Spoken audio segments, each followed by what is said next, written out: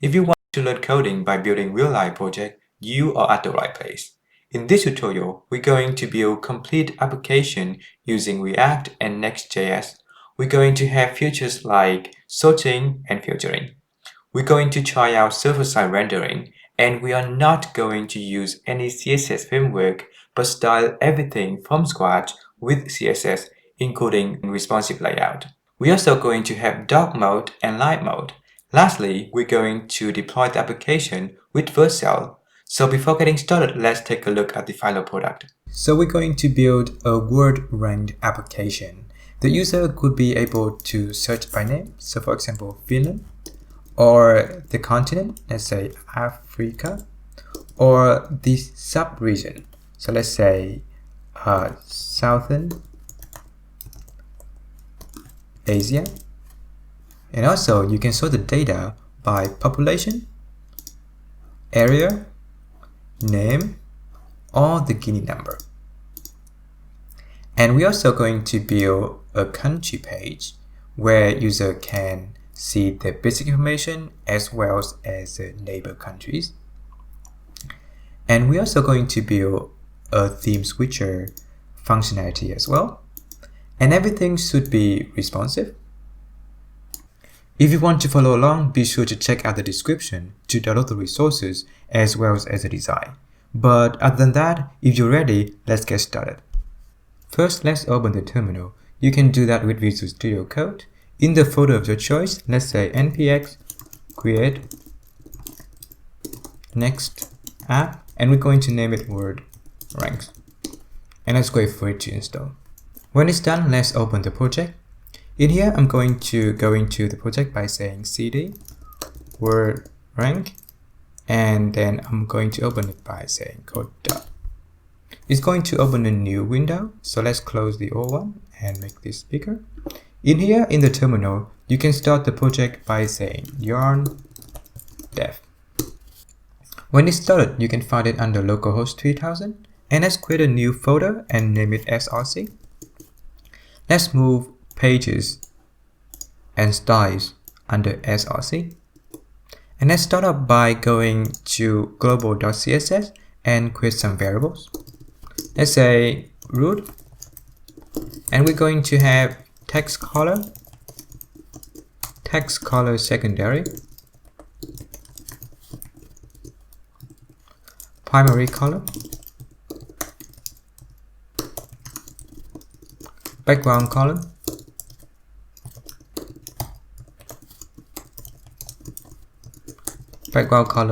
light, and background color dark. We're also going to have a font family and box shadow.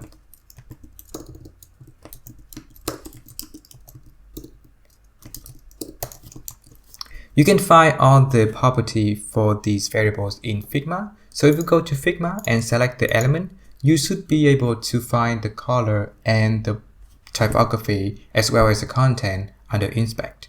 So let's go back to our Visual Studio Code, and I'm going to copy and paste the property.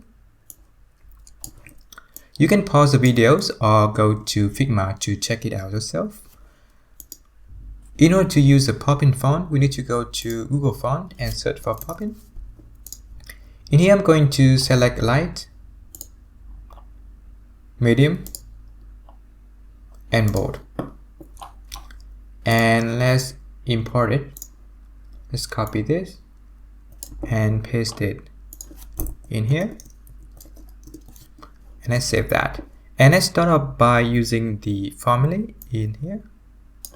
So let's say var font family. And also use the background color as well. So let's say background color, var background color, as well as the color, the text color. Right. And for every element, I'm going to give it color inherit, as well as the font to be inherit. So the next thing we want to do is to go to the index.js. Let's remove everything under main. And let's just have main for now. And let's also remove everything under footer and just have footer. And let's go to home.module.css and let's remove all the styling. And we're going to use the class name container and footer, so let's leave it there. Right, so now if we save that and refresh the browser, it will not work because we changed the photo structure. So we need to go to the terminal and end the server by saying Ctrl+C or Command+C and start the server again by saying yondev. And now if we refresh the browser, we should be able to see the main and the footer. Let's remove the API folder as we don't need it. And under source, let's create a new folder and name it component. The first component that we are going to create is the layout. So let's create a new folder, name it layout. In the layout folder, let's create two new files. The first one would be layout.js and the other one would be layout.module.css. Notice here that Next.js support module CSS out of the box, so we don't need to worry about that. In layout.js, let's create a new constant, layout, and it's going to be a function. And let's use what we have under index, so let's remove this and paste it in here. And let's export it by default. We also need to import the head, so let's import that. We need the style, so let's import the style as well.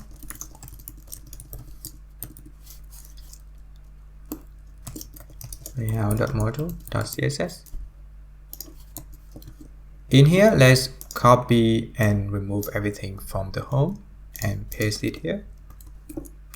Now if we save that, and we need to use that in the index.js, so let's import and use that.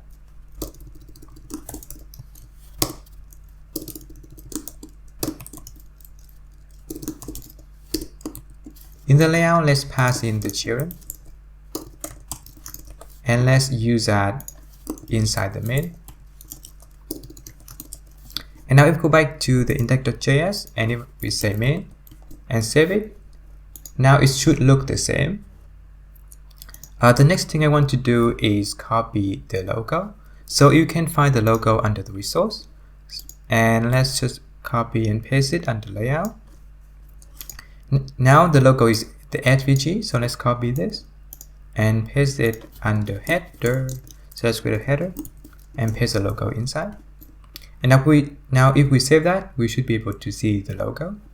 And let's also add the class name for the header. So let's say class name equal to styles dot let's say header. Now we have every element. Let's go to layout.module.css.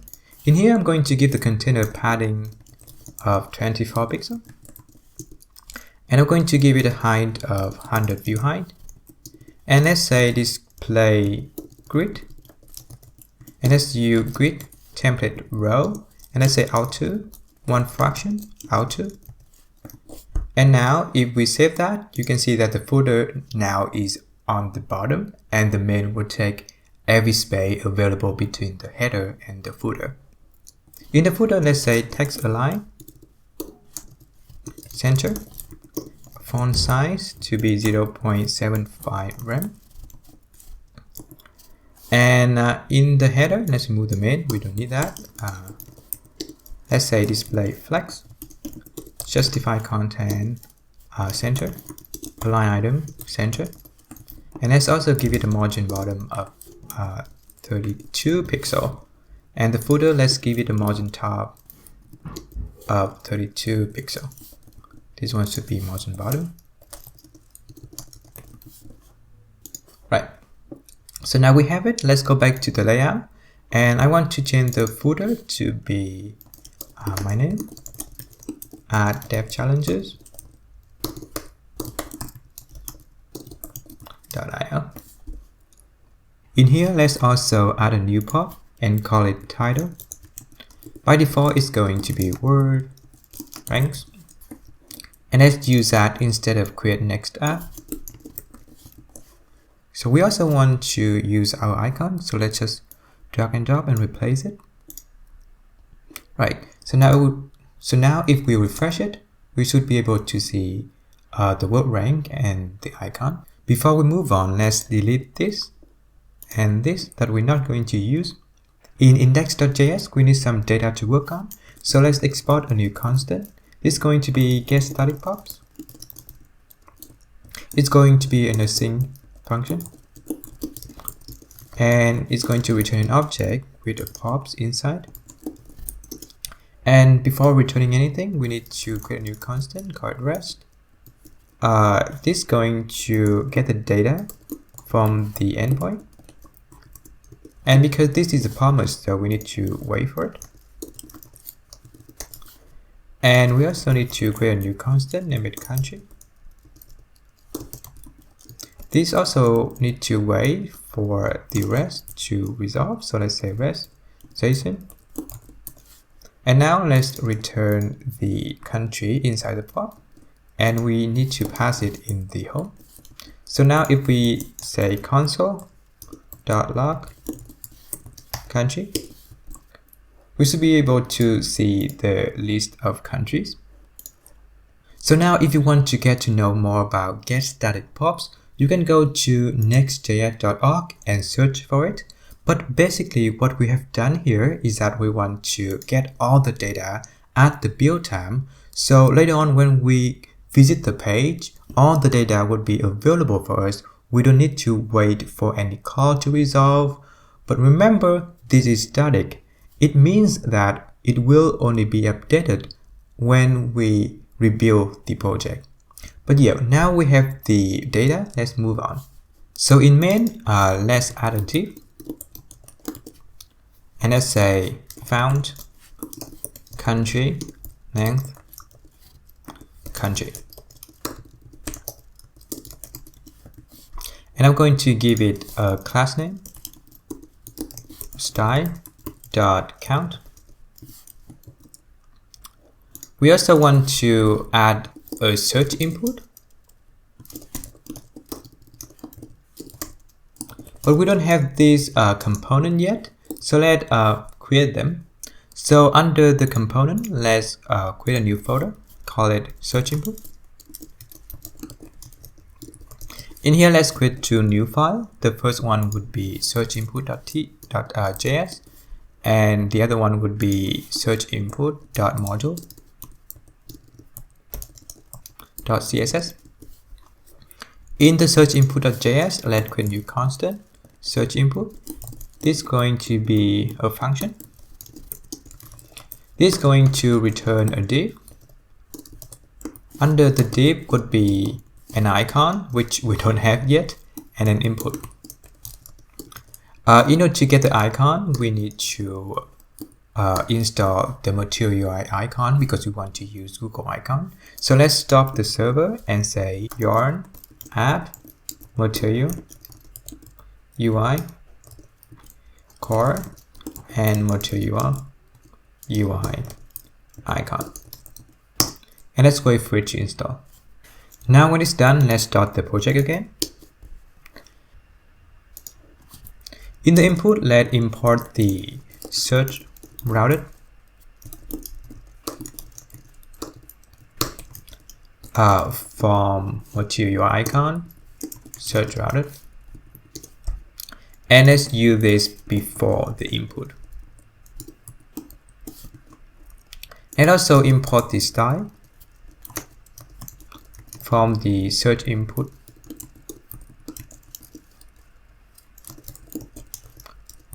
module.css as well. And we're going to give our div a class name of style.wrapper. And for the input, I'm going to give it a class name of styles.input. And whatever is passed in the search input, so let's say ..res, we want to use that in the input. Right, so So now if we save that and let's export that by default.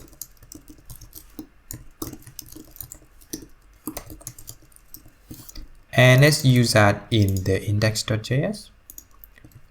And let's save that and import that. So now we see the input. So let's say placeholder, filter by name, region, or sub-region.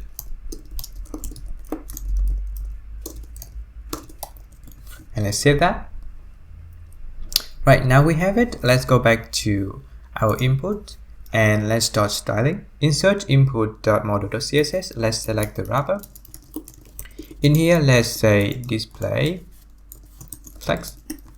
And we want to center the item vertically. So let's say align item, center.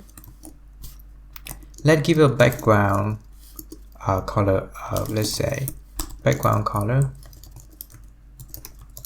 dark, and let's give it a border radius of 8 pixels, and let's give it a padding left 16 pixels. Right, do I forget anything? Let's move on to the input. Let's remove the border, background color to be transparent, and let's give a padding of, let's say, 16 pixels,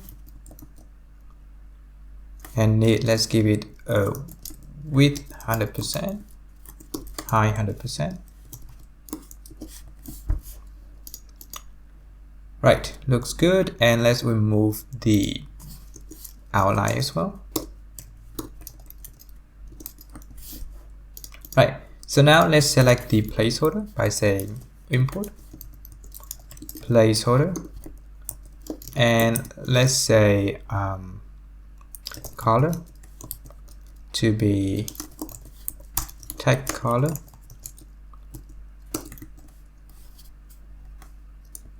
secondary. Right, looks about right. And we want the icon to be secondary color as well. So maybe we want to paste it here. And then in the search input, let's say color to be inherit.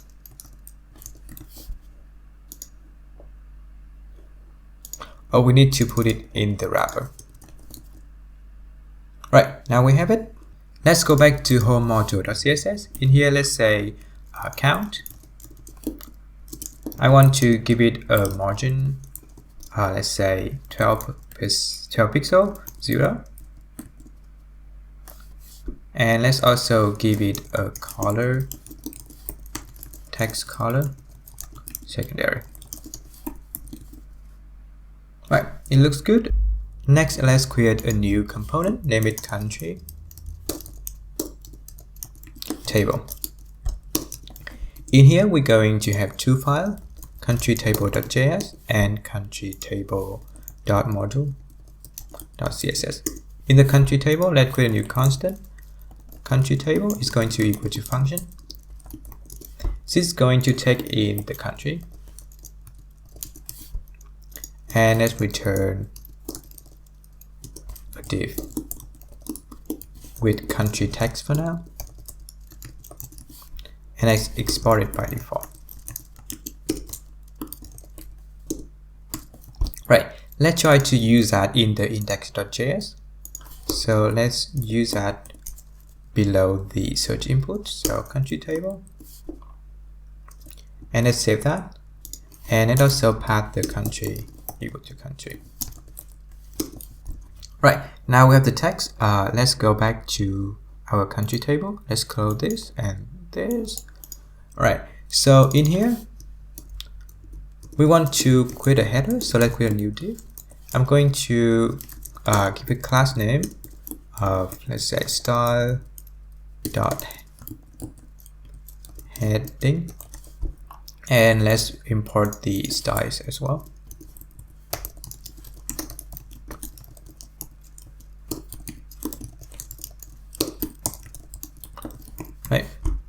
So in the heading, we want to have two buttons. The first one would be, let's say, name. So let's create a div in here, say name, and I'm going to give it class name of heading name, and the other button would be population, and let's say population here.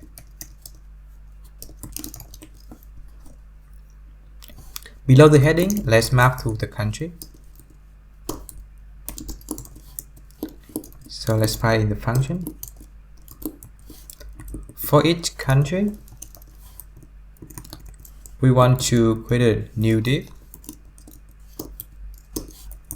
and we want to give it a class name of, let's say, row. Right. So in the row, we want to have two divs. The first one would be, say, name. So let's say class name, row, no, name. And let's pass in the country dot name. And we also want to have another div. Let's call it country, population. And country dot population. Right. Now if we save that, we have the name population in the heading, and we have the name and the population right below it. Alright, so let's go to the CSS. First, let's select the heading. In here, I want to say display flex, and for the heading name and the heading population,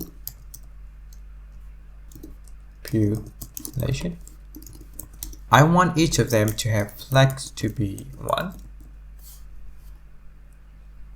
right? And also say heading button. Let's reset all the styling from the button. So let's say border none, background transparent, and let's save that. Let's also add the padding to be 20 pixels to the heading name and population, and color would be equal to text color secondary. Alright, it looks good. And let's try to give it a font weight equal to 500. Yeah. And let's move on to the row. In the row, I want to say display flex, right? And padding to be 20 pixels. And for the name, I want to also say flex equal to 1, as well as the population.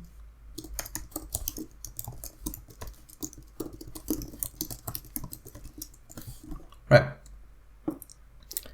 And let's also give it a, let's say, text align center. Right. But for the name, we want to say text align left.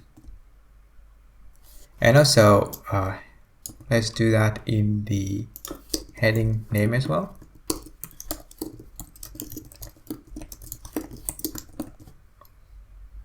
Alright, it looks good. And for the row, let's also add a background color.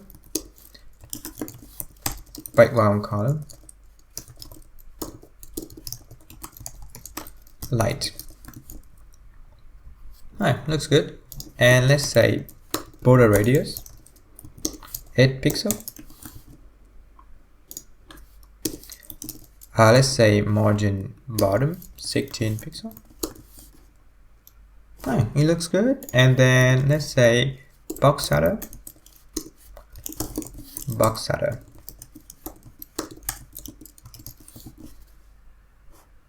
Yeah, it looks pretty good.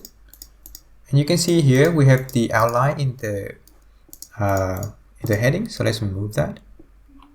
So in the heading button, let's say outline, none. And let's also add a cursor pointer as well. Right. It looks good. And also let's change the font weight to be 500. Now I noticed that we import the wrong font. So let's go back to Google Font and select light, medium, and bold. And let's import it.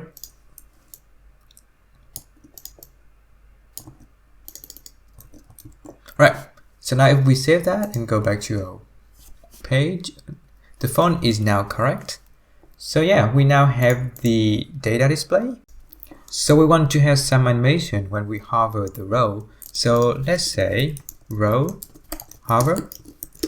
Let's say transform translate y minus 4%, minus 4 pixel. And in the row, let's say transition transform 200 millisecond is in out.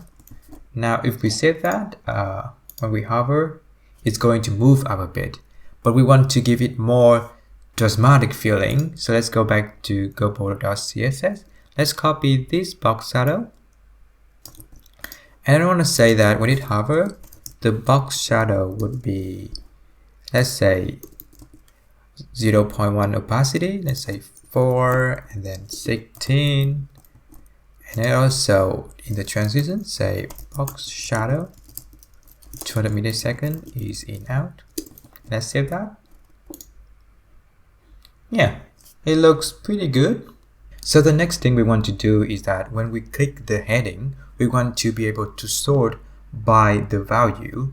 So first let's go to the country table component and let's create a new constant and say order by.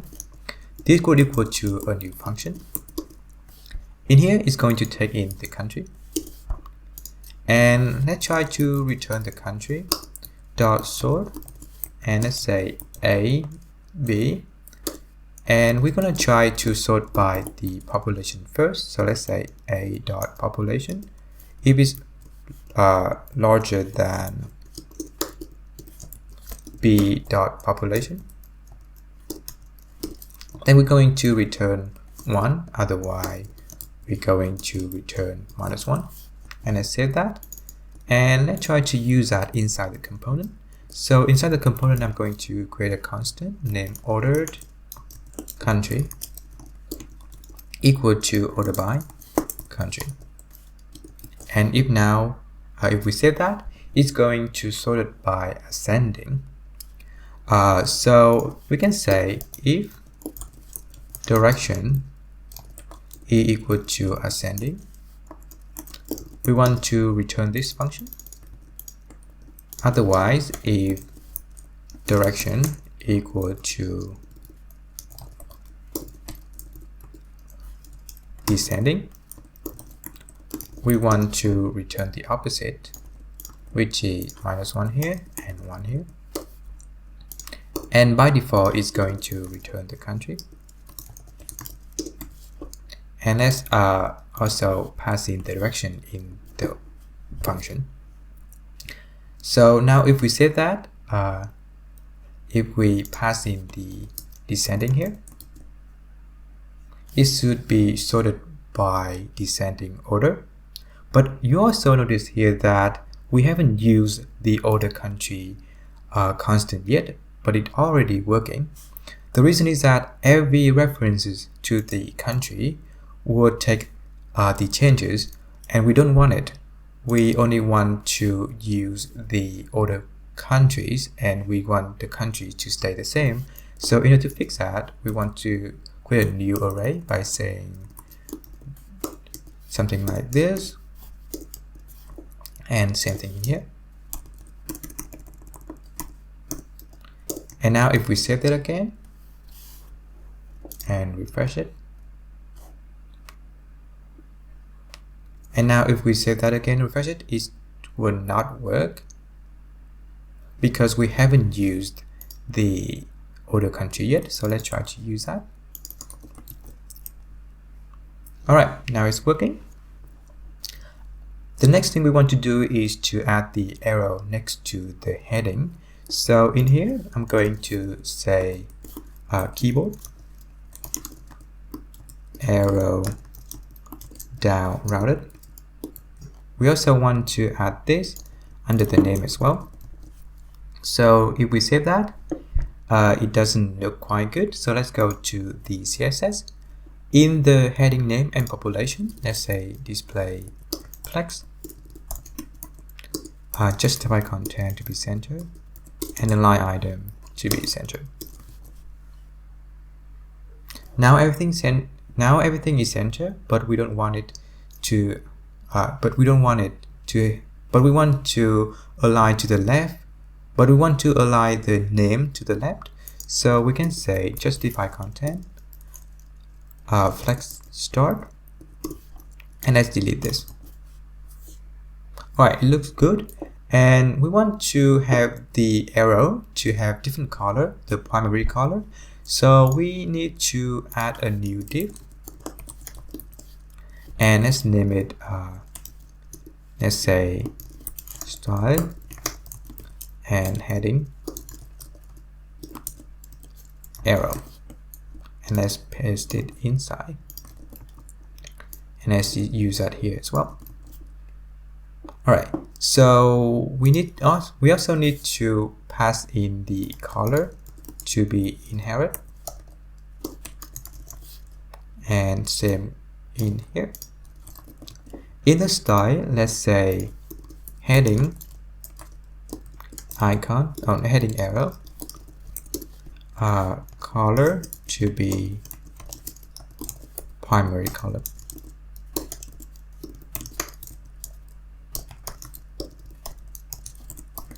Alright, so now if we save that, we see the color, but it's not quite aligned yet.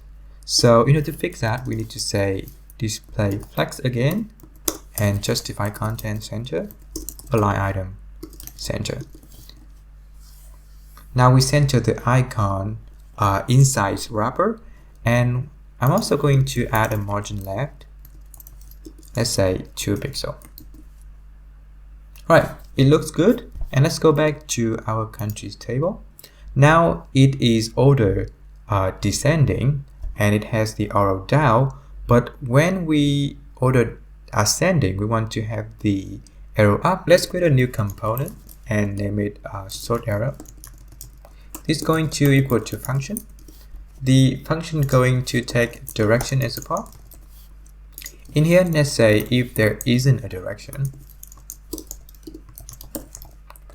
we're going to return nothing.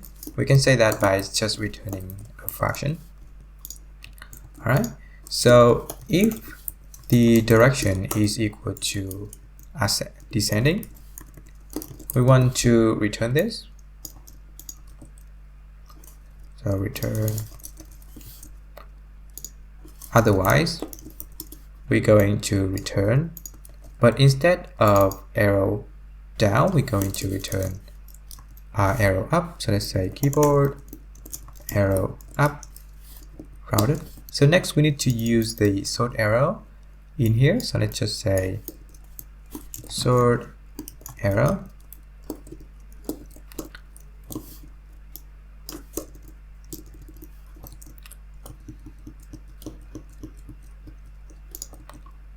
next we need to use the sort arrow. So let's say sort arrow,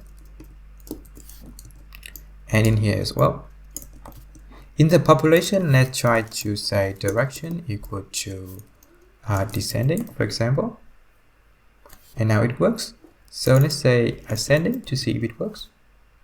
Yeah, it works perfectly, but we want to be able to control the value that we want to sort, and as well as the direction. And with that, let's create a two new state. So let's say new constant direction and set direction. This could be equal to useState, and it's going to be undefined by default. And let's copy that and say value. All right. So for the direction, we want to, so for the direction, let's create a new constant and call switch direction. It could be a function. So we can say if there is no direction, we're going to set direction to be, let's say, descending. Else, if the direction equal to descending, we want to set the direction to be ascending, and otherwise we're going to set the direction to be no. All right. So when we select the button, or when we click the button, we want to switch direction. So let's try it out by saying on click and switch direction. All right, so let's try it out. It does not work yet because we haven't used the direction in here. So let's try to use that. All right, so let's try again. Yeah, it's working quite nicely. The next thing we want to do is that we want to set the value when we click the heading as well. So I'm going to create a new constant and I'm saying set value and direction. This is going to take in the value and it's going to switch the direction and set the value to be value. All right, so let's try to use that in here. This could be population in the population button, population, and this one would be name. So let's say name in here. All right, so now if we select this, it's still not working yet because we haven't used the state.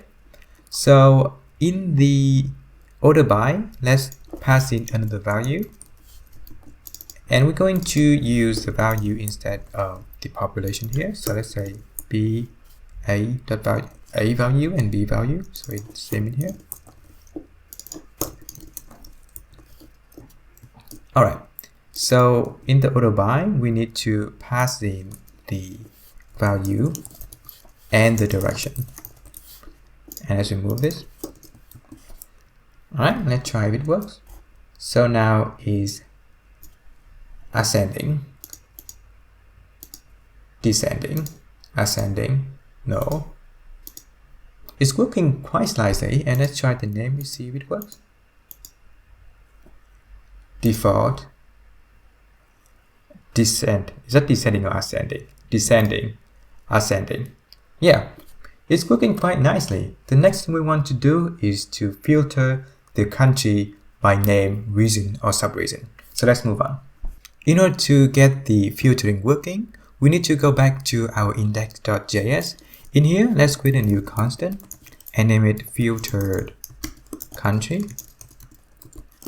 In here, it's going to filter the country, and for each country, we're going to return, let's say, country dot name dot to lowercase. If this includes the keyword, then we're going to return true, right? But we don't have the keyword yet. So if now we say that, it's going to break. So let's create a new state. Let's say keyword, set keyword, and use state, and it's going to be an empty string by default. Right, now it's not breaking anymore, but it's not working yet, and we need to use this one in the table. So let's pass it in. So we want to get the value when the input change, right? So we can say in the search input, we can say onChange equal to onInput change. And let's create a new function, onInput change. This one would take in an event, and let's prevent all the default event by saying event.prevent default. Alright, and we want to set the keyword equal to event.target.value to lowercase. Alright, so if everything goes right, it should work. So let's try that. Finland. It is working perfectly, but we want to filter by region and sub-region as well. So in the filter country, let's say country name lowercase include keyword, or country dot region to lowercase include keyword, or the sub-region.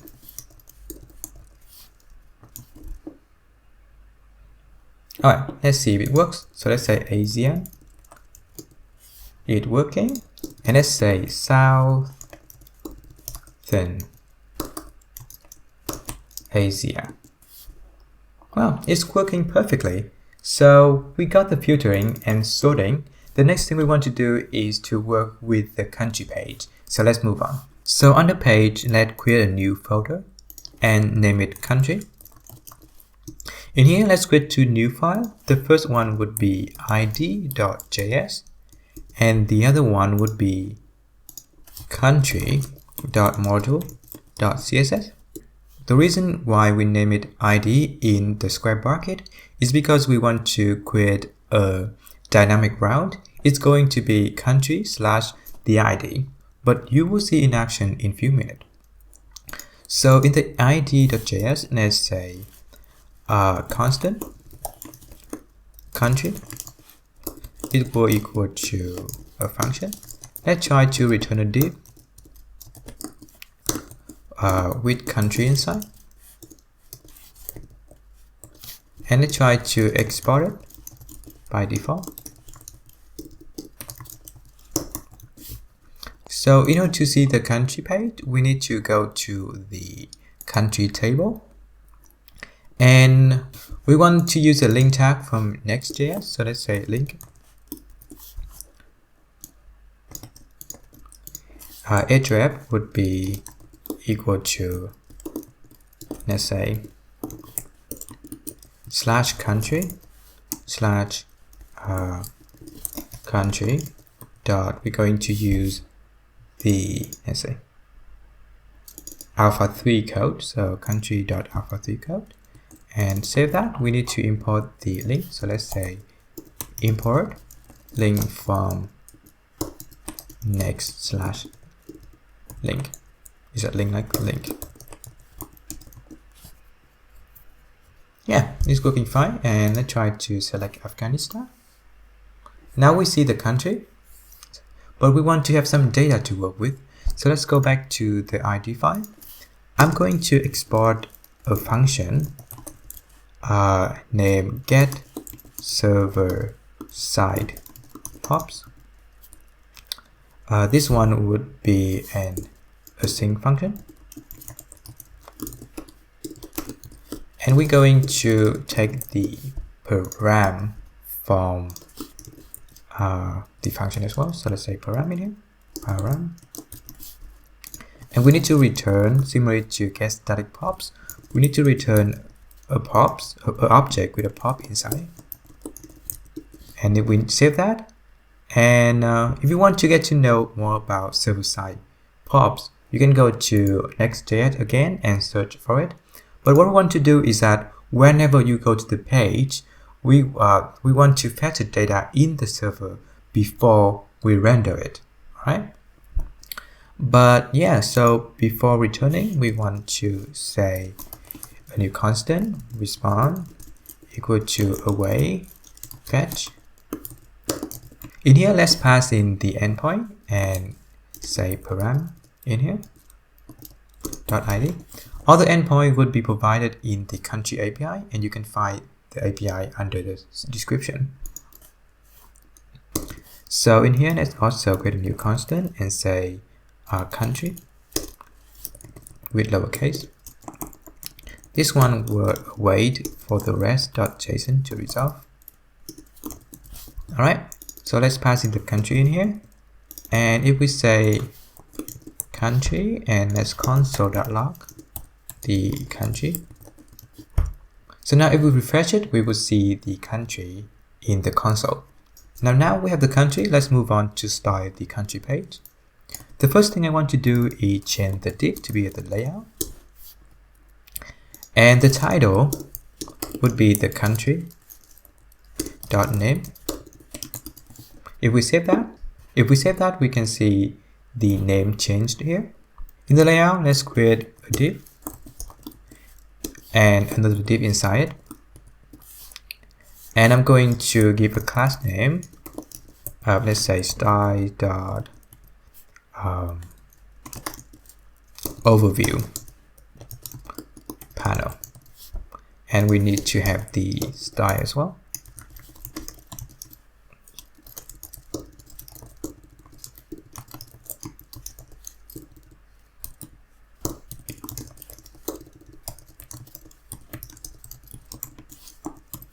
All right, so we going to have an overview panel.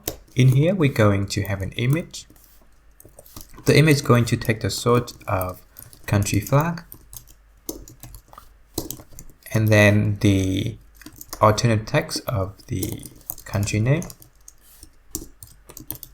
All right, if we save that, we can see the flag. Below the image, we want to create another edge one.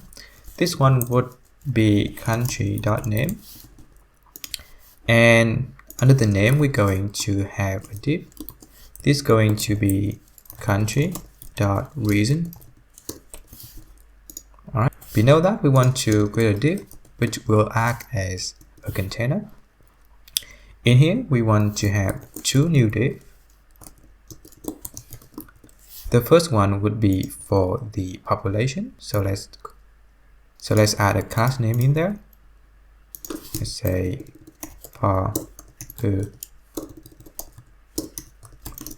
and the second one would be the area.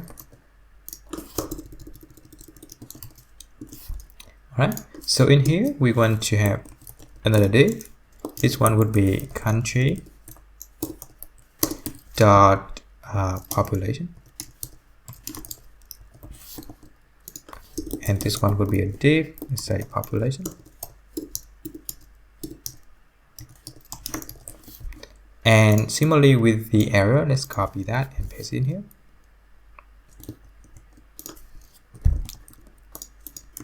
Area, and we're going to give this a class name. Let's say overview label. No, overview value. And this one would be label, and the same thing to the area. And let's also pass in and also give the h1 a class name as well, say name, and in here would be reason.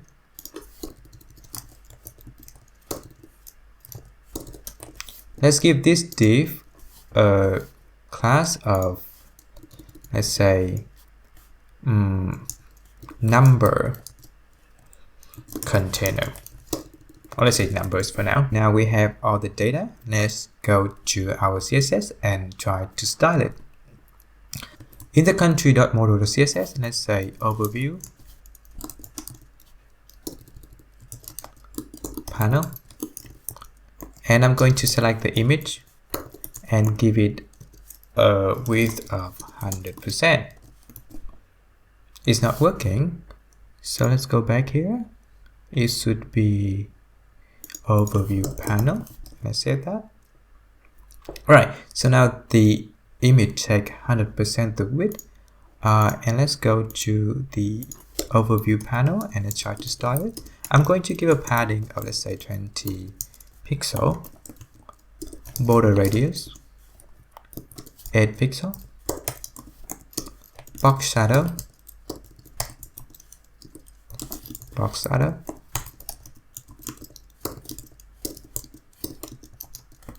alright, and also give the background color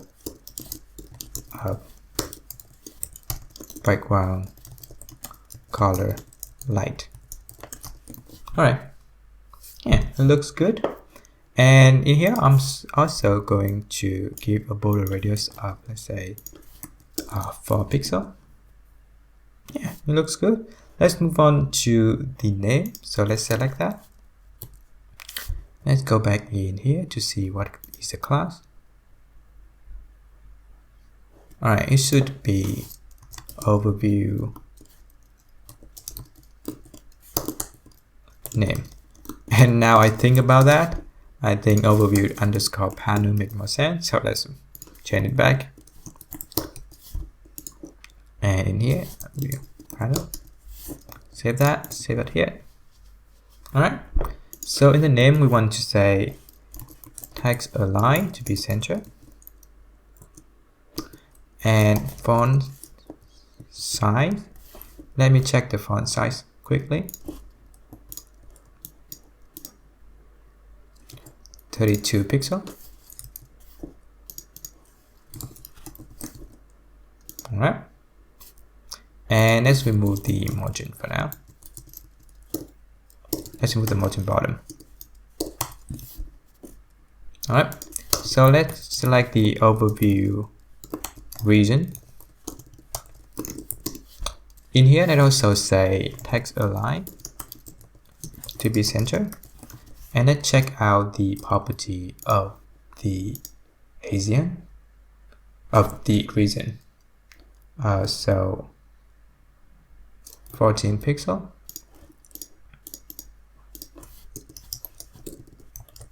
Font size 14 pixel. Font weight. We don't have 400, so let's say 300 for now. Alright. It looks good. And it has some margin top because it doesn't look that good that close. So let's say 4 pixel. Alright. Yeah, it looks good. And it also add a margin bottom of, let's say, 24 pixel. Yeah, it looks good. And let's move on to the number container. And let's say overview number. We're going to say display grid and grid column template with template column one function which is 2 column, and I'm going to give a gap of, let's say, 16 pixel. Alright, and in the overview, actually let's just say here that text align center. Looks good. So what if we say overview label, and let's check out the label value. Secondary text color 514. Alright, font size 14 pixel, color secondary color,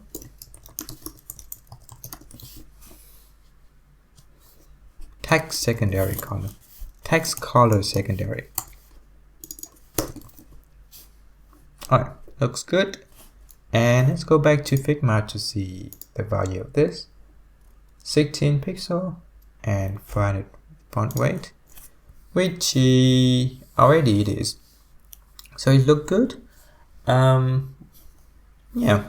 So let's move on to the detail panel, and let's go back to the ID, the country page, the country component, and below the overview panel, let's create a new div, and let's call this let's say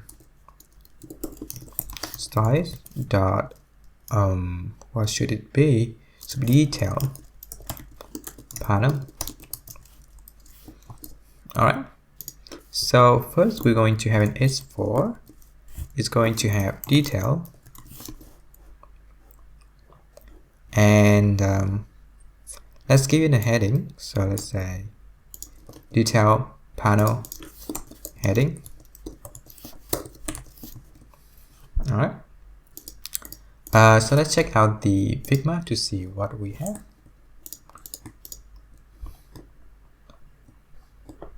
Alright, I'm going to move it to my second screen so that I can see that better. In here we're going to have, let's say, in the div, and then in here we're going to have another div and another div. Alright, the first one will be capital, and this one would be country dot capital, and I'm going to name this panel row. Alright, and this one would be panel label, and this one would be not label, value. Alright, we don't see the capital yet, so let's try to find out what's wrong. So let's console log the country again.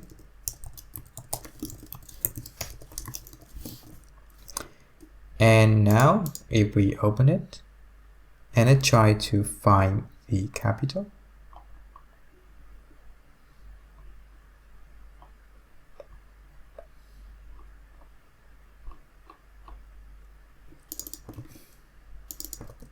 yep, that's a typo.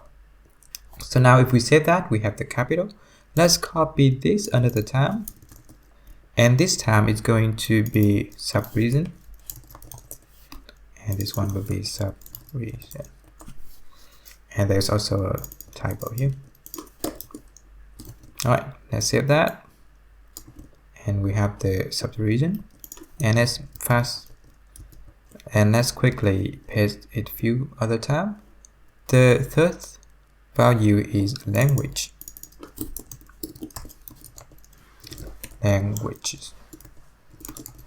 If you notice here that the language is an array, and is an array of object with a name. So let's say country.language.map, and we want to only get the name, right? So we're going to return a name, and then we're going to join it by comma and space. So let's save that. Yeah, so now we have it. So the next thing we have is the currency, and let's check out the currency here. The currency here is also an array, so we need to do the same thing with the language. So let's copy this, and it's also going to be the name, and it seems to be fine. Let's save that and change this to currency. Right, now we have the currency. The next one we have is native language. Native name, and it's just native name here, I guess.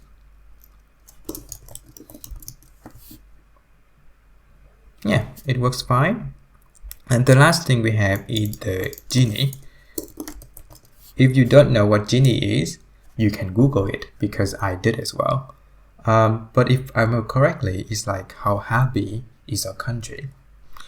But check it out yourself. So let's say genie here. Alright, so let's also put the percentage after it. Alright, looks good. Let's move on to the styling. So let's go to country.model.css. First we want to select the detail panel.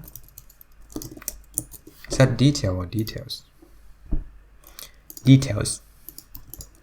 So in here we want to say padding to be 20 pixel, background color, let's say bar, background color light, and yep, it looks good. And let's also have box shadow to be let's say box shadow. Alright, so for the detail rows, I want to say display flex and justify content space between.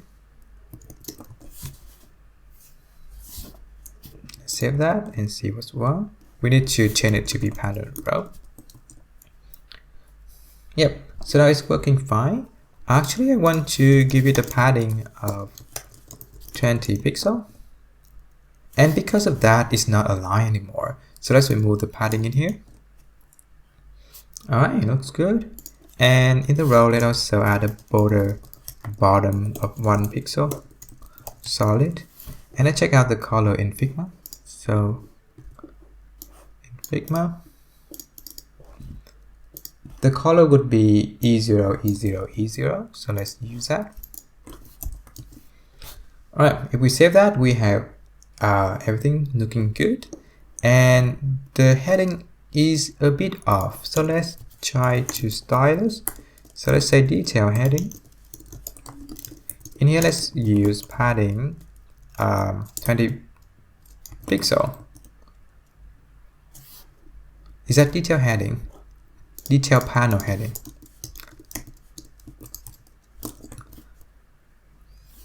Yep. And notice here that we forgot the border. So let's say border radius 8 pixel. Alright, looks good. And we don't want the padding bottom here. So let's say padding bottom to be 0. Yeah, looks good now. Let's move on to style the label. So let's say details panel label. Let's say color to be text color secondary. Alright, looks good. Let's go back to Figma to see if we're doing everything correctly. Font weight 500, 500. Looks good. So the next thing we want to do is to get the neighbor country. So let's move on. In the country, you can find an order array, which is a list of alpha-3 code. So for each of this code, we want to get the country information. So let's start up by create a new function. Let's say get country. It's going to be an async function. It's going to take in the ID and return the country. And let's copy this inside the country function. And let's save that. And let's use the get country in here. So let's say country equal to get country param.id. Alright. So now it should work the same way. In the country component, let's create a new constant and name it borders.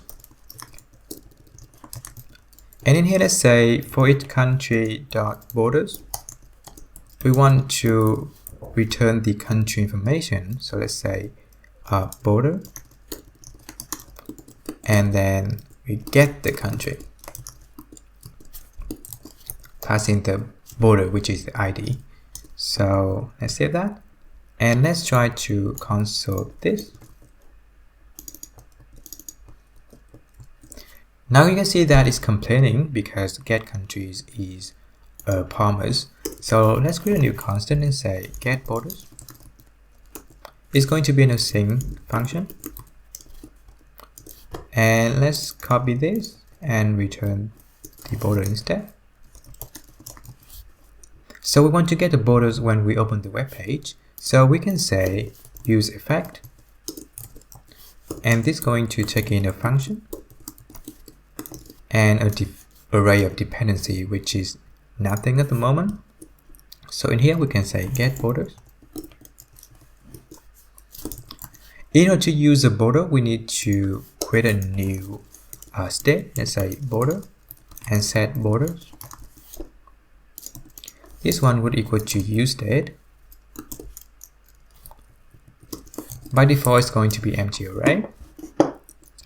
And in here, we want to set borders to be borders. All right, so now we have the border. Let's try see if it works. And it say here param is not defined.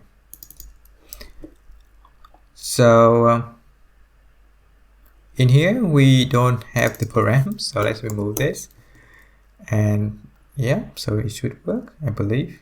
Yeah, it should work. And now we have the array of promises. So in order to make this work, we need to say promise.all, and we're going to pass in this array. All right, so let's see if it works. And we need to wait for that as well. All right, so now we have an array of the borders, and let's try to use that. So let's remove this because we don't need that anymore. And for the border, let's say under the genie row, let's say a div. And for each border, we're going to map through, and we're going to take the flag and name. I'm going to return a div,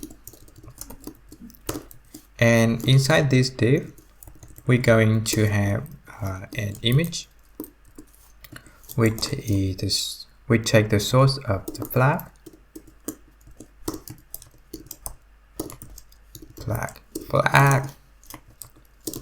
and the alternative text name. All right, and below the image we're going to have the div with a name inside.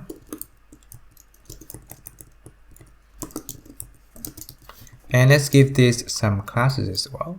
So in here, let's say detail panel borders, and then in here is going to say border country and border name. All right, so let's go to our CSS. So in here, let's say detail panel border. But first, let's try to resize the image by saying detail panel border image with 100%. Yep. So now it's take 100% of the panel.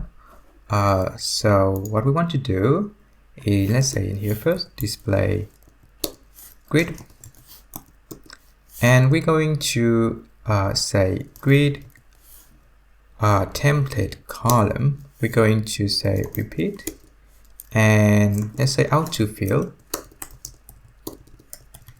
and say min max.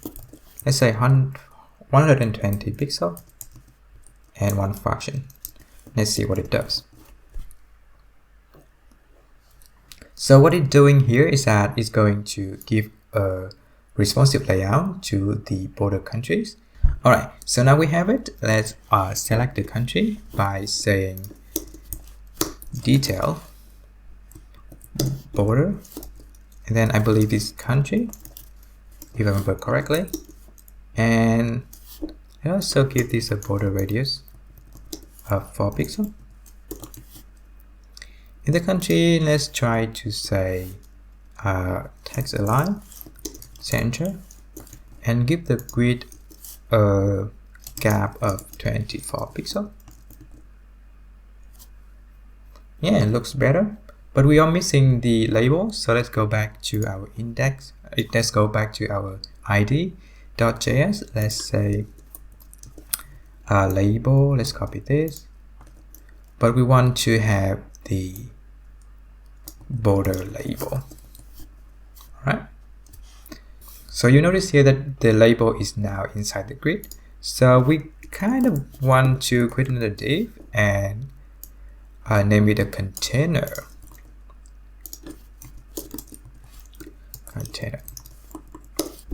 And paste the country inside. Let's go back to our country model.css, and in here, instead of border, we're going to say let's say, what is that again? A container. Right. So we want to give the panel border a padding of, let's say, 20 pixels to see how it looks like. Yeah, it looks good. And let's change the genie here to be labor. Actually, I don't remember how to write it, so let's go back to Figma and copy this and paste it in here. Alright, and let's go back to our CSS, and in here let's say detail panel border label, and let's copy this and paste it in here, and give it margin bottom of 20 pixels. Yeah, it looks good now. Let's try to open a bigger screen to see what it looks like. So on the bigger screen, you can see that everything works fine, but then it's now too big. So let's try to fix that by making this responsive. So the first thing we want to do is to go back to our layout.model.css. I'm going to give the container a max width of 1100 pixel, and then let's say margin 0 out 2. What it does is it's going to give the container a max width of 1100 and then center the content in the middle of the screen. Alright, so the next step is to give this panel a 4 column and then the detail panel 8 column. So let's go back to our Visual Studio Code in the country ID, but first let's rename this to be country with capital C. Okay, it's the wrong pattern right now. So yep, it should work the same. So in here we want to give this div a name. So let's say class name container. Alright, so we want to create two new div. Let's say the first div would be container left, and the other one would be container right. We want to put the overview panel in the container left and the detail panel in the container right. So let's do that. Let's try to do it again.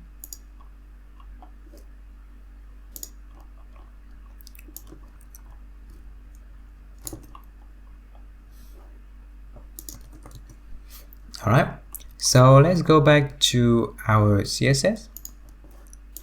In here, let's say, let's use media query.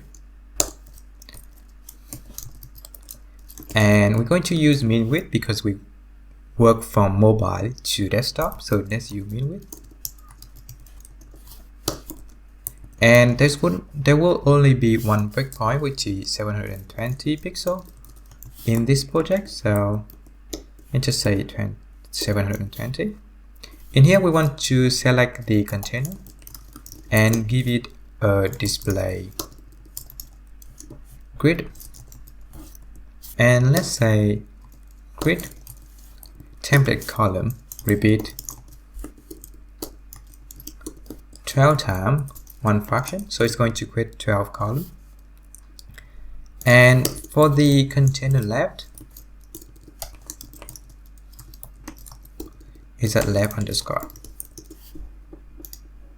Yep, we want to say grid column We want to start from 1 and span 4 column, and for the right we want to start from number 5 and span 8 column.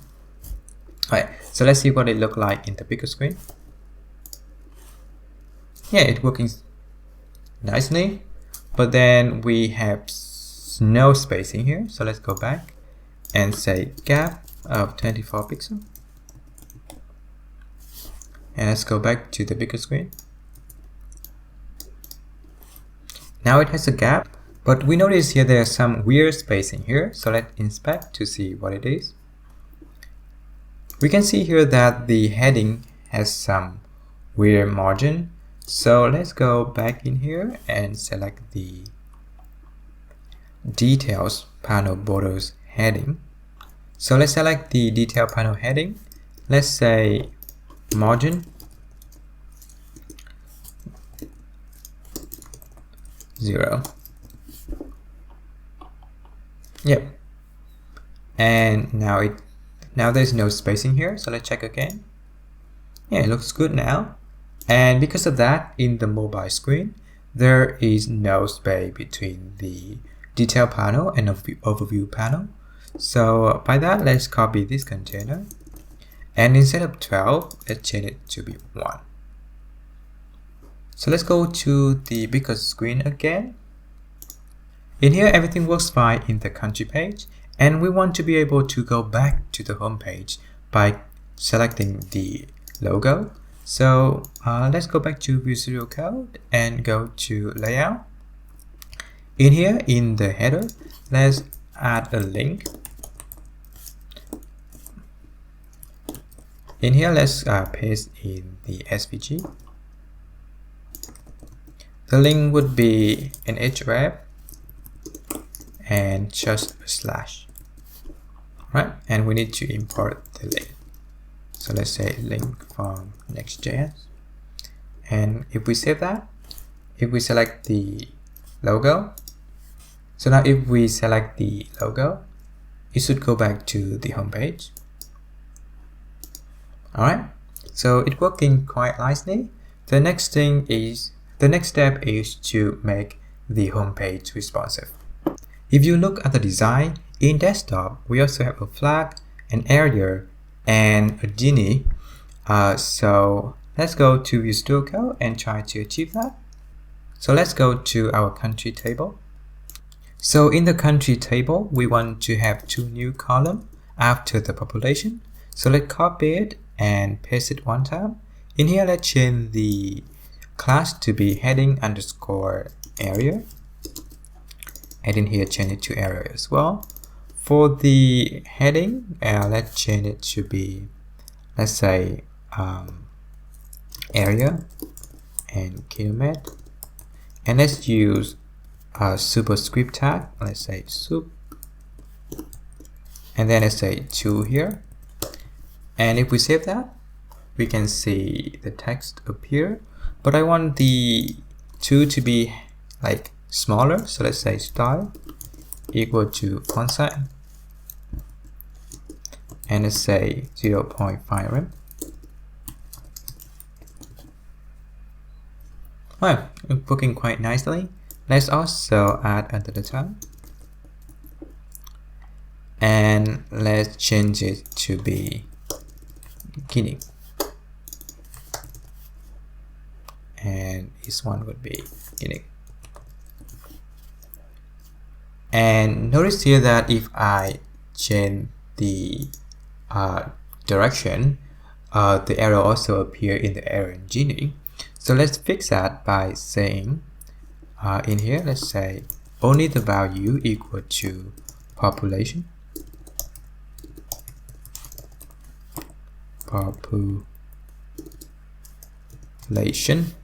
and then we want to show the arrow. Same thing with the area and the Guinea.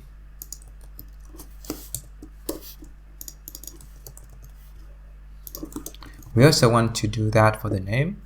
So let's say here name, and we are missing the direction here, so let's copy and paste it here as well. Alright, so let's try again to see if it works. Yeah, it's working quite well. And let's move on to style this area and the beginning. So we can go back to our country table.model.css. In the heading, name and population, let's also say heading the area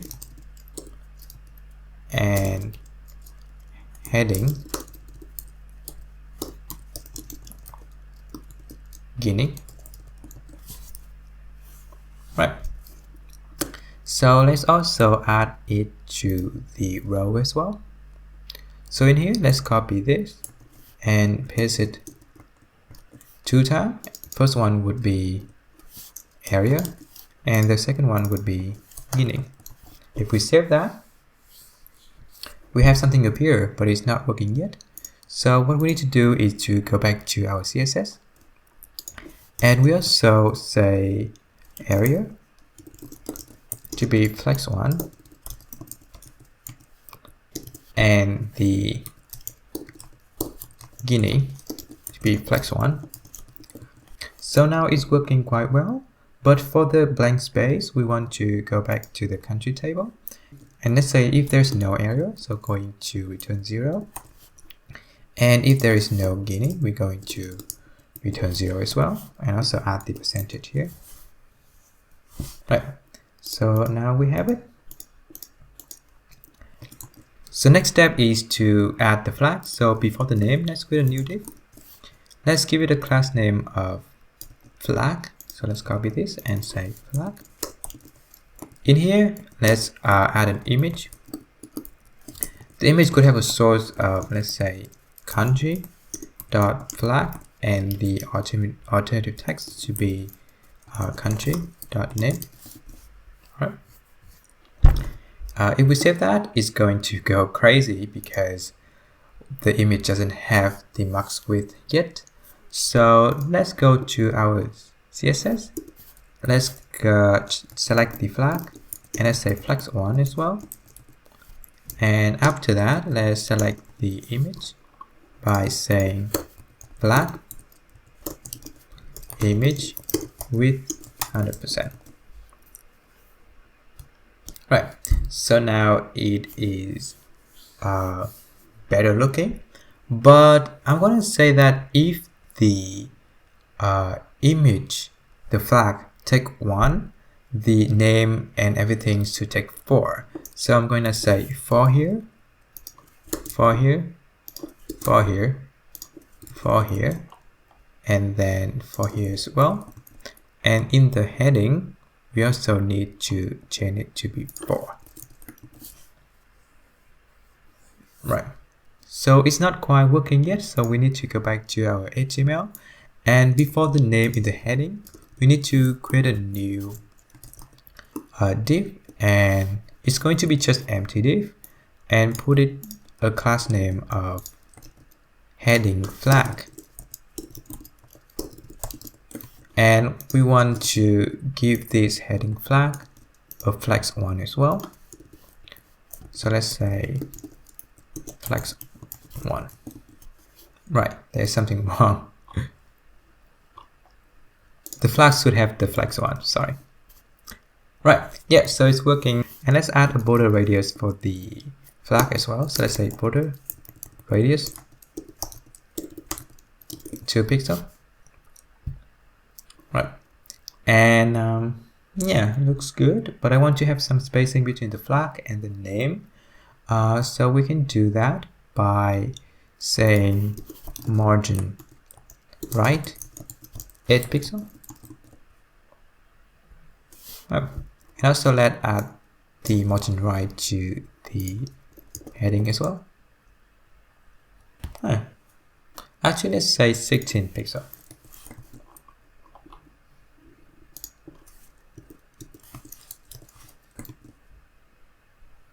Yeah, it looks better. So we can see now that there is something off with the alignment. The reason is that the heading has some padding, but now we don't want that anymore. So let's go to heading, and in this, let's remove that and let's put it in here. Right, so now it works. Yep, so now we have the desktop view, but it's now not working in the mobile yet. So now we need to hide the flag, the arrow, and the genie when we in the mobile screen. So because we are in the desktop right now, so we can say media screen and use the max width. We're going to use 720 like in the country page. So let's say this, and all we have to do is copy this, and we only want the name and the population, so delete that and let's say display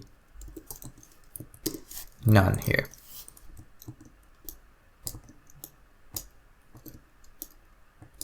And we want to do the same thing with the heading, so let's say dot heading area and dot heading beginning and dot heading flag. Right, so if we save it and go to smaller screen, it's working like we expected. The next thing we want to do is to have the count and the search input in one row.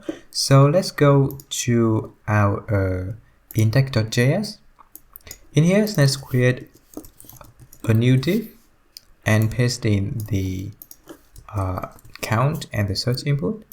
I'm going to name this class name style dot input container. Right.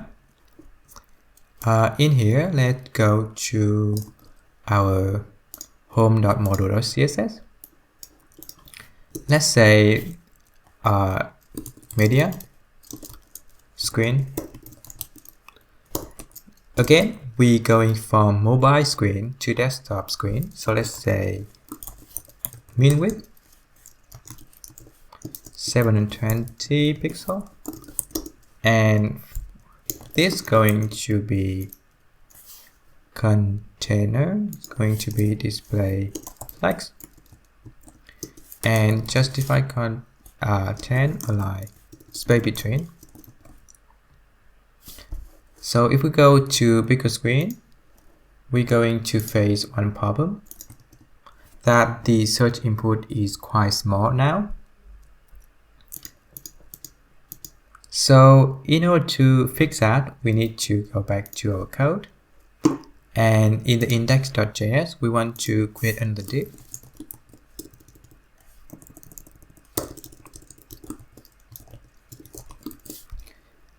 And name it just input.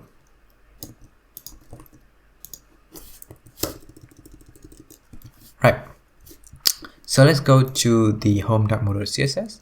In here, we want to say the count going to take flex 1 and the input going to take flex 4. And let's see what it does. Actually, let's just say flex 2 and 5. Let's see if it's better. Yeah, it looks better. And let's go to the bigger screen. It's now too big. So let's say maybe 2 and 1.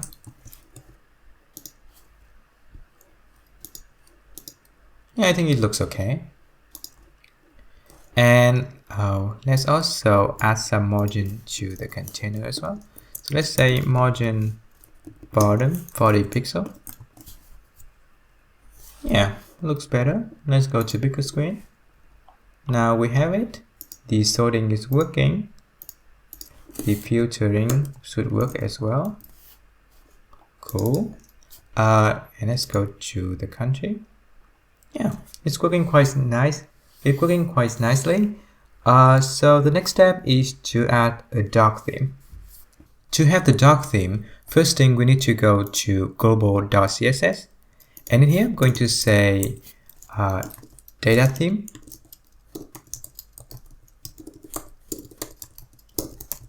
equal to doc. Then I'm going to pass in the new variable. You can pause and copy the variables, or you can go to Figma to check it out yourself. The next thing we need to add is a button to control the theme. So in the layout, under the link, let's create a new button. And let's use the brightness 6 rounded icon. And let's also add a class name to the button. So let's say style theme switcher.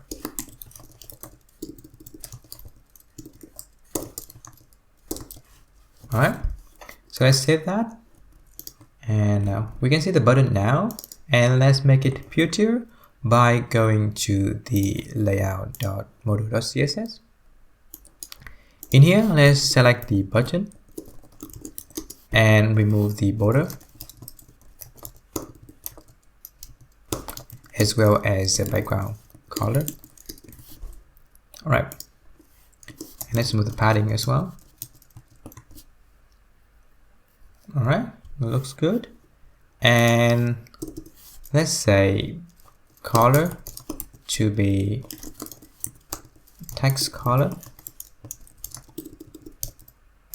secondary. And let's add a margin left 4 pixels as well. Yeah, it looks good. Let's also give it a display flex and justify content to be centered and align item to be centered. Yeah, it looks good now.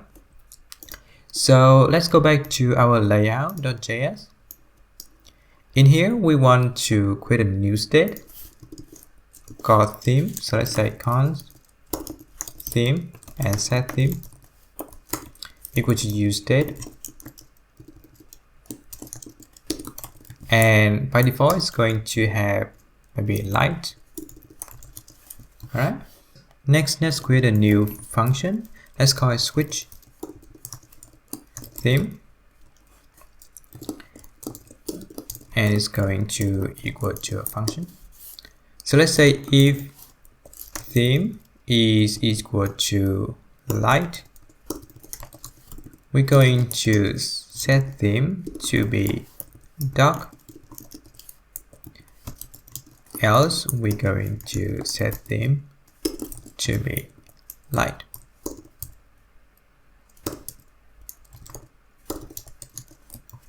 Alright. We also want to say document.documentElement.set attribute the data theme to be dark in here. And in here we want to say light. Alright, let's use the function in the button. So let's say onClick switch theme. Alright, so let's try to see if it works. It does work, but there's one problem that if we refresh the page, it would go back to the default value again. So in order to fix that, let's say use effect. It is going to take in a function and a list of dependency. What we have to do here is set the attribute data theme to be the local storage dot get item theme. Right. So now if we change it to dark mode and then refresh it, it's going to be a dark mode again. So let's try it to be light mode now. But you also notice here that I have to click 2 times in order to change the theme. The reason is that at the beginning we need to tell the state of the theme. So let's say set theme to be this. Alright, so let's try again and refresh it. So now it's working, but the code is quite messy, so let's try to fix that. So I'm going to create a new constant and say save theme, and it's going to be a function. This function is going to take in a theme value, and it's going to set the theme, set a state theme with the theme, and then the local storage, as well as the attribute. So let's say save theme here.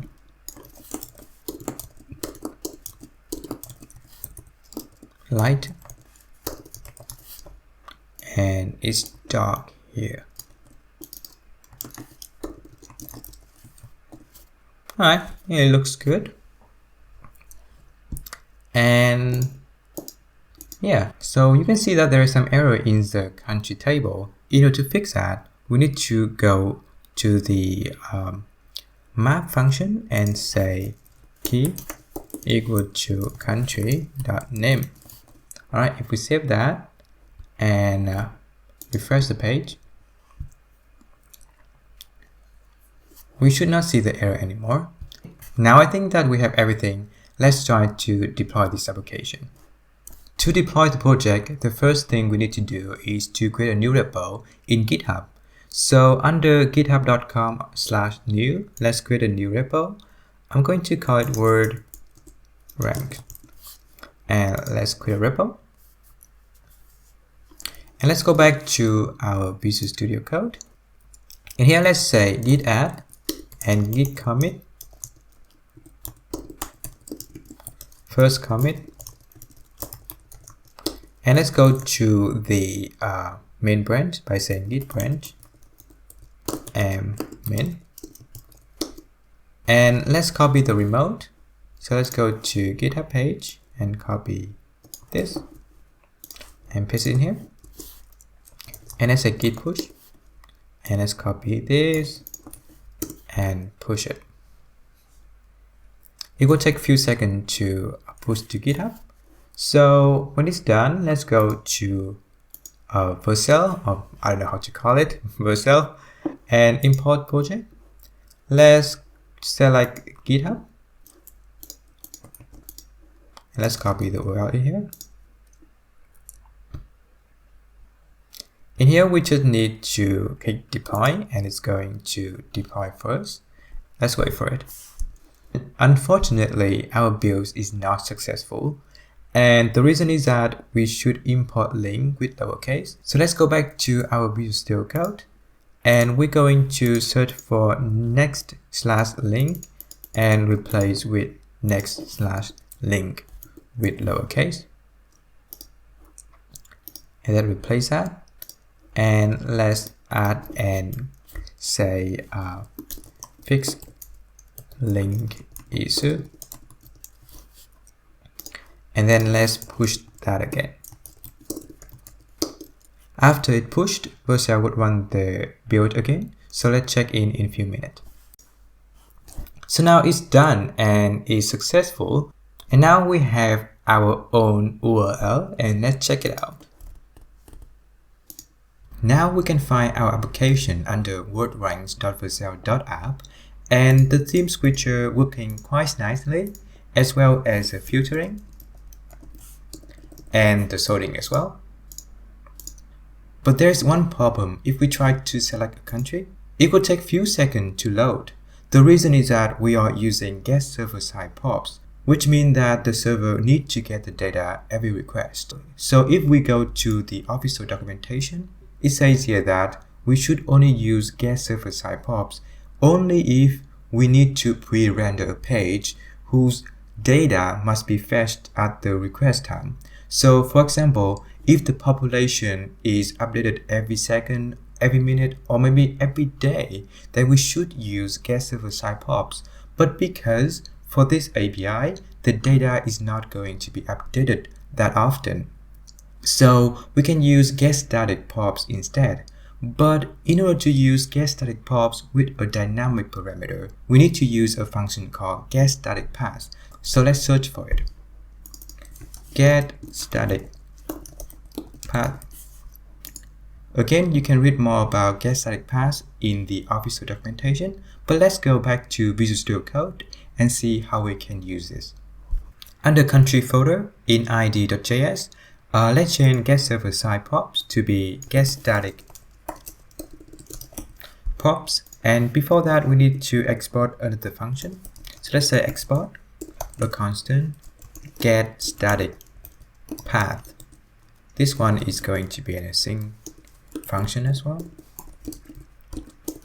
In here we need to return an object with a path inside, and also fallback equal to false. It means that for every other round it will return false for not found. In here let's also create a new constant called res and equal to away and fetch. In here we need to get all the countries, so let's go to index.js and copy this endpoint and let's use it in here. And after this, let's create a new constant named country. This would wait for the rest.json to resolve. Alright, after this we need to create a new constant named path. This one would equal to country.map. For each country, we're going to return an object. In the object, we need to have a param. This param would be used in here. So inside the param, we need to have an ID. The ID would equal to country.alpha3 code because we use the alpha3 code for the ID. So let's save that and let's go to the country page to see if it works. You also notice here that it takes a while to load. It's because this is in localhost, so we still need to take time to fetch data. So I think we have everything now. Let's commit and push it. So let's say change getServerSide to getStatic. Let's commit it and let's say git push. So now let's wait for Vercel to build and deploy it, and let's check in a few seconds. Now that you receive an email that the deployment is successful, let's go to the page and refresh again. And now if we select a country, it will take an instant to go to the page. So I hope you enjoyed the video. If you haven't yet, check out devchallenges.io for more projects and challenges. And don't forget to hit the subscribe button as well as follow me on Twitter. But otherwise, happy coding and see you in the next video. Bye!